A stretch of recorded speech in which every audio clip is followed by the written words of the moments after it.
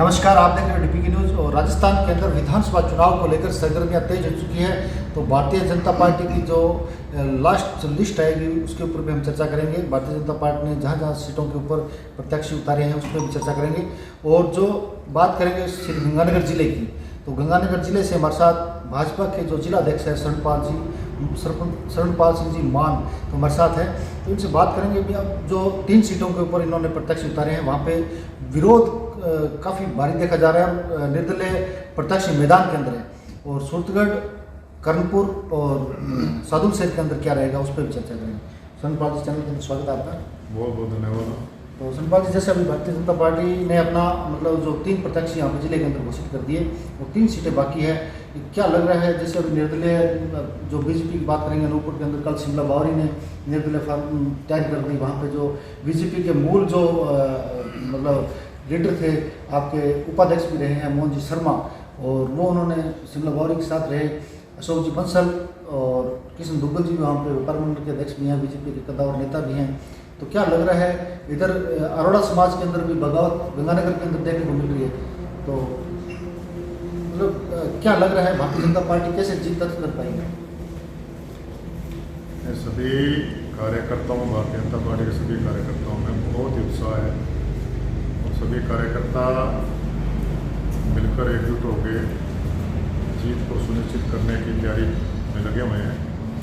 और जनता भी पूरी तरह से मन बना चुकी है प्रवर्तन का। इसलिए कहीं भी 3 टिकटें डिक्लेयर होने के बाद कहीं ऐसी स्थिति नहीं है और बहुत ही अच्छी वोटों के साथ भारतीय जनता पार्टी जीत हासिल करेगी। और जहाँ तक आप कार्यकर्ताओं की गिरसाना है अपने अनूपगढ़ और गंगानगर की बात कर रहे हो, तो वहाँ कल ही मैं अनूपगढ़ जाकर आया हूँ और सभी कार्यकर्ताओं से बातचीत हुई है। हमारे सभी वरिष्ठ कार्यकर्ता हैं, बड़े सूझवान कार्यकर्ता हैं। और ठीक है, टिकट एक को मिलनी है, लेकिन विचार हो रहा है, निश्चित रूप से सभी साथ लगेंगे। तो जैसे अभी आपने सूरतगढ़ विधानसभा की बात करेंगे। सूरतगढ़ विधानसभा के अंदर कांग्रेस ने बड़ा बदलाव किया। अब की बार बड़ा मिल परिवार बड़ा चेहरा माना जा रहा था कि यहाँ से मिल परिवार को यहाँ से कांग्रेस टिकट देगी, और जो डूंगराम गेदर को यहाँ से चुनाव मैदान के अंदर उतारा है। उसके बाद में सूरतगढ़ विधानसभा के जो समीकरण है काफ़ी चेंज हो गए, और जो सिटिंग एमएलए आपके राम प्रताप जी कश ने यहाँ से, तो वो भी टिकट के अंदर दौड़ के अंदर है, काफ़ी प्रत्यक्ष टिकट की दौड़ के अंदर है। तो सूरतगढ़ विधानसभा के अंदर क्या रहेगा? और आपने भी दावेदारी की है? नहीं, मेरी कोई दावेदारी नहीं है। मैं तो जैसे पार्टी का जो हुक्म होता है उस हिसाब से चलने वाला हूँ। बाकी जहाँ तक सूरतगढ़ की बात है, सूरतगढ़ में लगातार भारतीय जनता पार्टी ने जीत हासिल की है और यहाँ पर प्रत्येक कार्यकर्ता एकजुट है। बहुत अच्छा संगठन है यहाँ पर, और कहीं वो जनता का भी मानस यहाँ बन चुका है भारतीय जनता पार्टी को पुनः जिताने का, क्योंकि जो हालात इन्होंने कांग्रेस सरकार के देखे हैं, जनता समझ चुकी है इन सभी बातों को लेकर। इसलिए कहीं भी कोई दिक्कत नहीं है, और चाहे कांग्रेस का कोई भी प्रत्याशी आए उससे कोई भारतीय जनता पार्टी को फर्क नहीं पड़ेगा। अगर सूरतगढ़ के अंदर ऐसे हालात की बात करेंगे, आपके पूर्व जिलाध्यक्ष नागपाल जी भी यहाँ से टिकट की दावेदारी कर रहे हैं। अरोड़ा समाज के अंदर काफ़ी विरोध देखने को मिल रहा है, तो क्या अरोड़ा समाज को दाव खेल सकती है भारतीय जनता पार्टी? नहीं, देखिए, भारतीय जनता पार्टी कभी सभी जातीय समाज को लेकर चलने वाली पार्टी है, और कहीं अगर उचित लगेगा कहीं भी भारतीय जनता पार्टी को जीतने वाला कैंडिडेट होगा, उसे पूरा मान सम्मान देकर भारतीय जनता पार्टी उसे उतारेगी।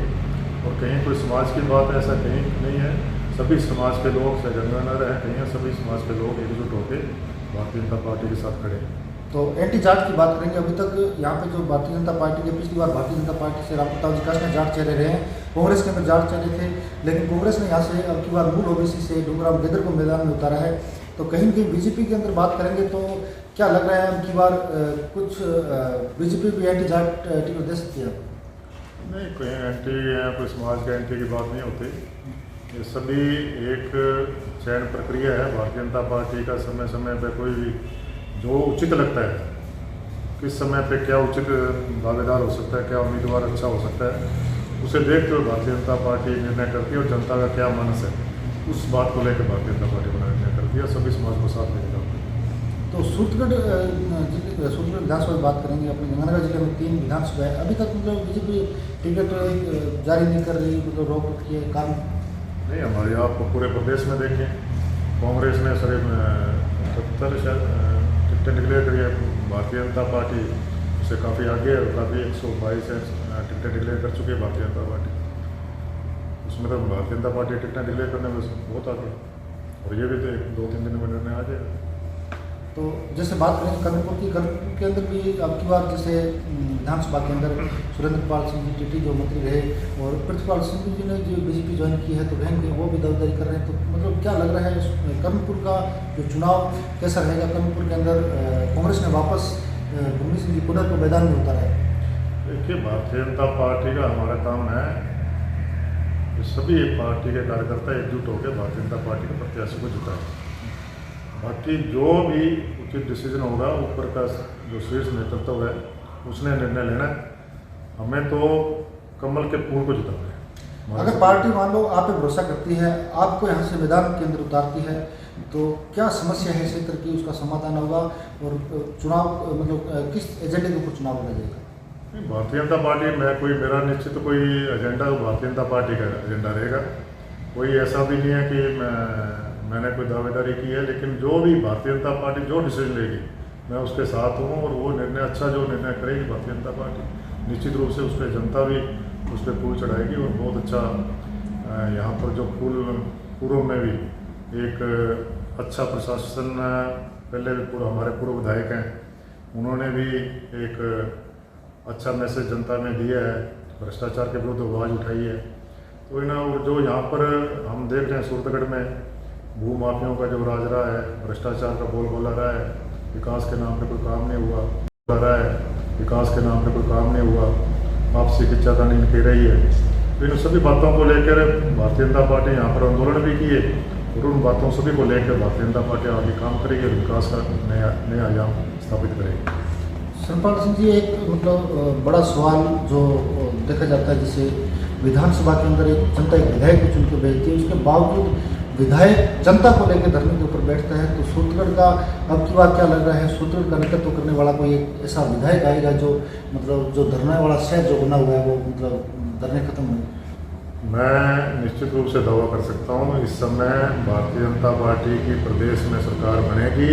तो सरकार बनने के बाद जो विकास की कमी रह चुकी पूरे प्रदेश में और सूरतगढ़ में, मेरा दावा है कि बहुत ही तेज़ी से विकास होगा। क्योंकि हमारा आदरणीय प्रधानमंत्री जी के नेतृत्व में जो सरकार चल रही है केंद्र में, उसमें हम सभी देख रहे हैं कितने गति से विकास हो रहे हैं, और उन विकास की जो गतिशीलता है उससे इस राज्य सरकार ने अड़चन डालने का काम किया है, जिससे इस राजस्थान पूरे प्रदेश का काम विकास का काम नहीं हो पाया। कई ऐसी योजनाएँ थी जिसे इस सरकार ने ठप करने का काम किया। इसलिए जो यहाँ पर धरातल पे जो योजनाएं उतरनी चाहिए थी, जो विकास की गति पूरे देश भर में है, राजस्थान में नहीं है, वह जो होनी चाहिए थी वो निश्चित रूप से भारतीय जनता पार्टी सरकार आने के बाद पूरे प्रदेश भर में काम होगा, और साथ में सूरतगढ़ को बहुत बड़ा लाभ मिलेगा इस गतिशीलता के अंदर। धन्यवाद। तो ये थे हमारे साथ शरणपाल सिंह जी, जो जिला अध्यक्ष हैं भारतीय जनता पार्टी से गंगानगर से, और इन्होंने बताया भी भारतीय जनता पार्टी एकजुट होकर चुनाव लड़ेगी। अभी 3 सीटों के ऊपर जो प्रत्याशी नहीं उतारे, और सूरतगढ़ की बात की तो सूरतगढ़ के अंदर यहाँ की जनता अब की बार फैसला करेगी, अब की बार यहाँ का जो विधायक कौन बनेगा। कांग्रेस ने अपना यहाँ से प्रत्याशी मैदान में उतार दिया है, लगातार 2 बार यहाँ से कांग्रेस हारी है, और बीजेपी भारतीय जनता पार्टी तीसरे नंबर पर अपना तीसरी बार कैसे काबिज जो सीट है इसको रख सकती है, ये तो आने वाला वक्त बताएगा। तब तक देखते रहिए।